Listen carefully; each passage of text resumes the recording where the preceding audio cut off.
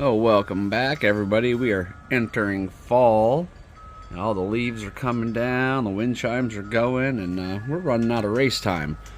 I want to get some more races in, so I have a whole bunch of my vintage rigs that have been sitting in the repair pile forever. I've got a really bad habit of just putting them back on their stand. Like, I'll get to that one day. Sometimes one day is a couple years later, which is what we have here. This is my original Blackfoot. And this is a vintage Blackfoot I got off of eBay years ago. And let's see what is in this guy. Look at this.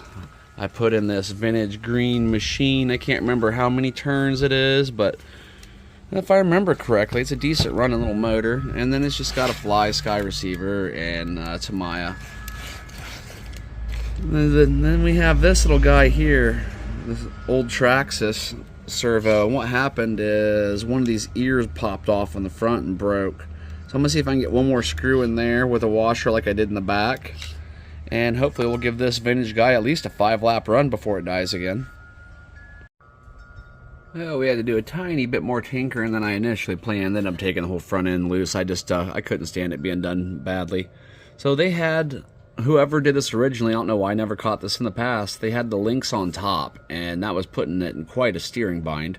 So I flipped that around, readjusted all the steering, got all these washers in place. I think that's going to hold good. And these wheels I got off another vintage lot when I bought a bunch of stuff years ago. And the only thing I've done to this is paint the driver as far as cosmetics, because the driver was just all black. So I painted the driver, and that is the original stickers, you can see. And so that doesn't get run too often. I'm pretty sure if a bird flies by and creates just right the perfect vortex, this thing will probably fall apart as we're driving it. Well, I'm going to get it out there, and I'm going to try to do 5 laps, and I'm going to try not to shatter it in the process. Okay, I did a couple test laps. It drove fairly decent. We're going to have some shadow issues today.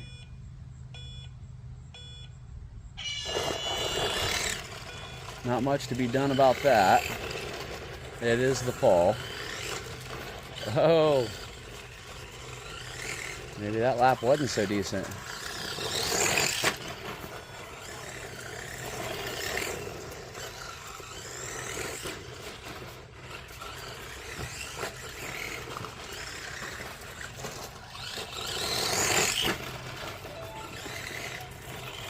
You get a little squirrely.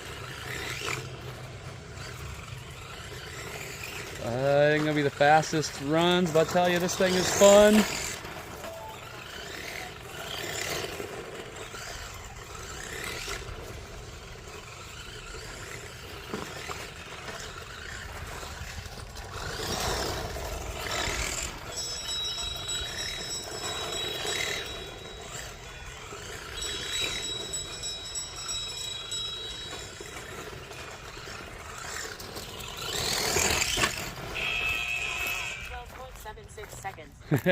That was fun. Race summary.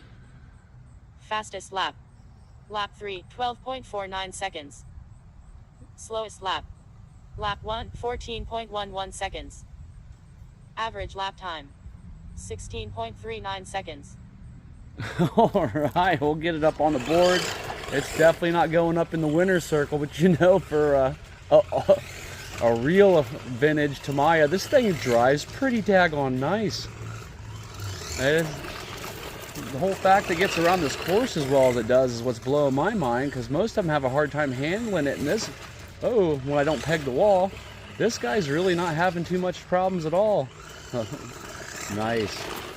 And I don't own any re-releases of the Blackfoot. I own 2 originals. I got another one that has a Parma body on it that needs to be fixed. Well, all right, let's get it up on the scoreboard.